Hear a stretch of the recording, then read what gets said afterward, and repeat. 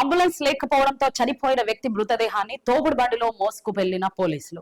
ఇదేదో పల్లెటూరు దుస్థితి కాదు. రేవంత్ రెడ్డి సొంత నియోజకవర్గంలోనే జరిగిన ఘోర అవమానం. కొడంగల్ నారాయణపేట జిల్లా కోస్గి పట్టణానికి చెందిన మొగులయ్య 28 సంవత్సరాలు ద్విచక్ర వాహనంపై బస్టాండ్ వైపు వెళ్తుండగా టిప్పర్ ఢీకొట్టడంతో అక్కడికక్కడే మృతి చెందాడు. కానీ ఘటనా స్థలానికి చేరుకున్న పోలీసులు కనీస అంబులెన్స్ కూడా సమకూర్చలేకపోయారు.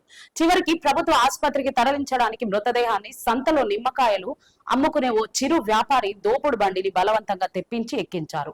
ప్రభుత్వ యంత్రాంగం పూర్తిగా కుప్పకూలిపోయిందనడానికి ఇదే సాక్ష్యం అంటున్న అక్కడి స్థానిక ప్రజలు.